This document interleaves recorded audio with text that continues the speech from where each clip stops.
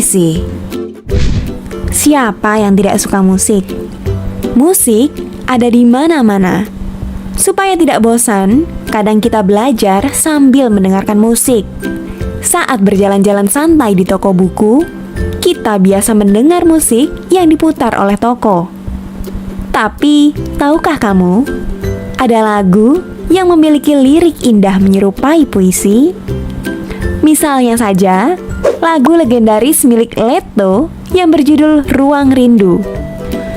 Lagu memiliki rima akhir dan kata kiasan, sehingga mirip dengan bentuk puisi. Lalu, apa itu puisi? Puisi adalah karangan yang mengungkapkan pikiran dan perasaan dengan mengutamakan keindahan kata-kata. Tapi, tidak semua lagu bisa disebut sebagai puisi ya. Sebuah karangan dikategorikan sebagai puisi jika memiliki unsur-unsur puisi. Puisi terdiri dari unsur fisik dan unsur batin.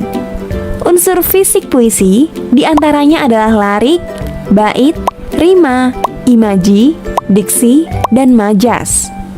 Sedangkan unsur batin terdiri dari tema, perasaan, nada atau sikap, dan amanat. Agar lebih mudah memahami apa saja yang termasuk unsur puisi, yuk simak contoh puisi berjudul Doa karya Khairil Anwar berikut. Larik adalah baris dalam puisi. Kumpulan dari larik akan membentuk bait. Jumlah larik atau baris dalam satu bait bervariasi, mulai dari 2 sampai 8 larik. Perhatikan, ada pengulangan bunyi dan ii pada akhir larik. Pengulangan bunyi ini disebut dengan rima. Imaji atau penggambaran merupakan unsur yang melibatkan panca indera, seperti indera penglihatan, pendengaran, atau peraba yang dapat menggiring pembaca seolah-olah merasakan kejadian dalam puisi. Imaji dalam puisi ini terdapat dalam larik Aku Masih Menyebut Namamu. Kata menyebut memberikan imaji pendengaran. Diksi adalah pemilihan kata-kata yang digunakan penyair, yang padat makna dan mengandung nilai keindahan. Contoh diksi dalam puisi ini terdapat pada kata termangu, kerlip, dan kelam. Majas atau gaya bahasa merupakan unsur penting pembangun puisi. Kekuatan dan kedalaman makna puisi tergantung pada majas yang digunakan. Majas dalam puisi ada beragam, di antaranya metafora, simile, dan repetisi. Contoh majas dalam puisi ini adalah majas metafora, yaitu majas yang memakai perumpamaan atau perbandingan dari dua hal yang berbeda. Majas tersebut terdapat pada larik Aku Hilang Bentuk. Frasa hilang bentuk dapat diartikan sebagai hancur. Selanjutnya, kita bahas unsur batin puisi. Tema adalah gagasan atau pokok persoalan yang ingin disampaikan oleh penyair. Tema dapat mencakup berbagai topik seperti cinta, kehidupan, alam, dan keadilan. Tema dalam puisi doa adalah tentang ketuhanan.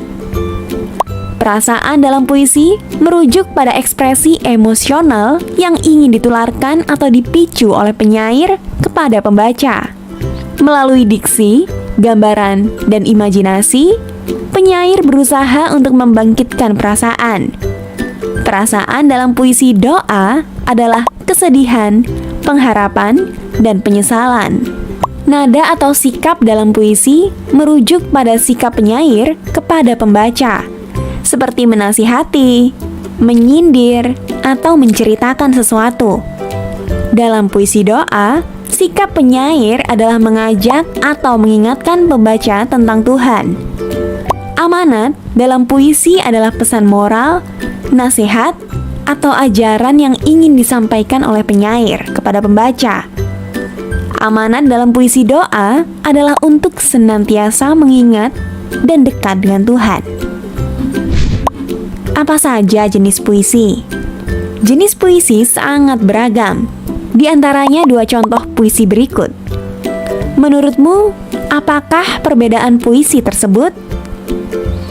Perbedaan puisi tersebut terdapat pada gaya bahasa. Puisi 1 disebut dengan puisi diafan, sedangkan puisi 2 adalah puisi prismatis. Diafan berarti jernih atau bening. Jadi, puisi diafan berarti puisi yang isinya mudah dipahami. Puisi diafan sering juga disebut puisi polos. Sebaiknya, puisi 2 termasuk puisi prismatis yang mempunyai makna cukup sulit dipahami karena di dalamnya mengandung majas-majas. Setelah mengetahui unsur-unsur puisi, bagaimana caranya menulis puisi? Pertama, tentukan tema atau gagasan yang ingin kamu sampaikan. Tema ini dapat kamu kaitkan dengan kehidupan sehari-hari. Kedua, susunlah kalimat-kalimat yang sesuai dengan tema menjadi larik-larik puisi. Ketiga, modifikasi puisimu dengan diksi dan majas agar puisimu menjadi lebih indah dan menarik. Nah, setelah selesai menulis puisi, bagaimana cara membacakan puisi yang baik? Dalam membacakan sebuah puisi, ada beberapa hal yang perlu kamu perhatikan, yaitu ekspresi, lafal, tekanan, dan intonasi. Ekspresi adalah mimik wajah yang menggambarkan perasaan.